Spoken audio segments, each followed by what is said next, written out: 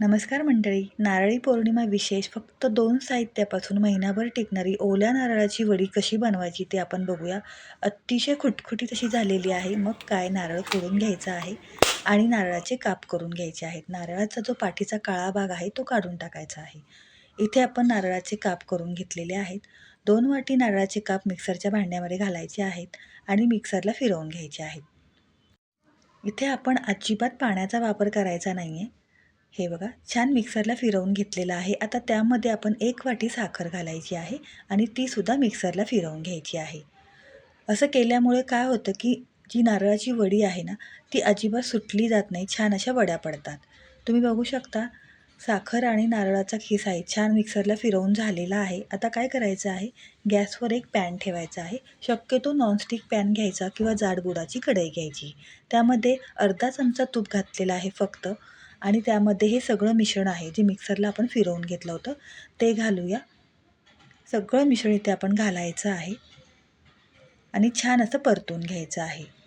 आता किती मिनटं परतायचं आणि नारळाच्या वडीचं मिश्रण तयार झालं की नाही कसं ओळखायचं ते सुद्धा तुम्हाला अगदी स्टेप बाय स्टेप मी सांगणार आहे. म्हणजे तुमची नारळाची वडी अजिबात फसणार नाही किंवा चुकणार नाही. आता इथे 7-8 मिनटं झाली की तुम्ही बघू शकता, पहिल्यांदा थोडंसं सैलसर होतं आणि नंतरच घट्टसर व्हायला लागतं. आता इथे मला 6 ते 7 मिनटं झालेली आहेत. तुम्ही बघू शकता, अगदी थोडं ते घट्टसर व्हायला लागलेलं आहे. पण आता आपल्या वडीचं मिश्रण तयार झालं की नाही हे कसं ओळखायचं ते तुम्हाला मी सांगते. हे बघा, 7-8 मिनटं इथे झालेली आहेत. आता काय करायचं, अशा वेळेला आपण चमचा उभा करायचा आहे. दाखवते तुम्हाला. हे बघा, चमचा आपण उभा करतोय, चमचा उभा राहत नाही आहे म्हणजे आपलं हे नारळाच्या वडीसाठी मिश्रण तयार झालेलं नाही आहे. किंवा हाताला थोडंसं घ्यायचं. हे बघा, अशा प्रकारे गोळा होतोय की नाही बघायचं. आता इथे बघा, पसरलं जाते, गोळा होत नाही आहे. म्हणजे आपल्याला अजून हे मिश्रण परतून घ्यायचं आहे. आता पुन्हा थोडंसं आपण हे मिश्रण परतून घ्यायचं आहे. हे बघा, थोडंसं घट्टसर होईपर्यंत परतून घेऊया. छान असं परतून घेऊया. आणखीन 4-5 मिनटं आपण इथे परतून घेऊया अंदाजाने.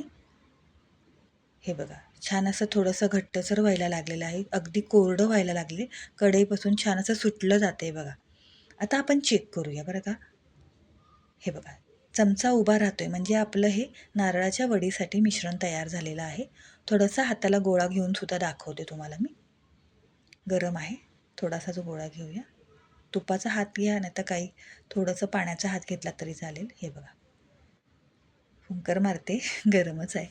हे बघा, छान असा गोळा होतोय बघा. अजिबात चिटकत नाही आहे, पसरत नाही आहे. म्हणजे आपल्या वडीसाठीचं हे मिश्रण अगदी परफेक्ट तयार झालेलं आहे. हे बघा, छान असा गोळा होतोय की नाही, मस्तच. आता लगेचच तूप लावलेल्या ताटाला हे मिश्रण आपण पसरवून घ्यायचं आहे. हे बघा, आता लगेचच छान असं तूप लावलेलं आहे ताटाला. सगळं मिश्रण काढून घेऊया आणि तूप लावलेल्या वाटीने पटापट थापून घ्यायची आहे. ही प्रोसेस आपल्याला अगदी पटपट करायची आहे बरं का. काढून घेते पटकन. हे बघा, तूप लावलेल्या वाटीने छान असं पटापट थापून घ्यायची आहे आणि लगेचच या वड्या पाडून घ्यायच्या आहेत. नाहीतर मिश्रण घट्ट झालं की वड्या पडत नाहीत. त्यामुळं थोडंसं गरम असताना त्या वड्या आपण कापून घेणार आहोत. हे बघा, छान थापून झाली की नाही. आता सुरीने आपण मस्तपैकी काप करून घेऊया आणि पूर्ण थंड झाल्यानंतर ही वडी काढायची आहे. गरम गरम असतानाच काढायची नाही आहे. तुम्हाला जसे वड्यांचे आकार हवे असतील तसे तुम्ही काढू शकता. इथे चौकोनी चौकोनी वड्या मी कापून घेतलेल्या आहेत. कधी केल्या नसतील ना, तर फक्त 2 साहित्यामध्ये होतात ह्या नारळाच्या वड्या. नक्की करून बघा. एरवी केल्यात ना तरीसुद्धा खूप छान लागतात. आधीमधी पटकन जाता येतात, तोंडात टाकता येते आणि एकदम सोपी रेसिपी आहे. हे बघा, पूर्ण थंड झालेले आहेत. एक 4-5 तास मी असंच ठेवलं होतं रूम टेम्परेचरला. हे बघा, मस्त अगदी खुटखुटीत आपली ही वडी तयार झाली. पटपट वड्या सुटल्या जातात, ताटाला अजिबात चिटकत नाहीत बघा. हे बघा, पटापट ह्या वड्या निघत आहेत, अजिबात ताटाला चिटकत नाही आहेत. मस्तपैकी आपली ही ओल्या नारळाची महिनाभर टिकणारी वडी तयार झालेली आहे.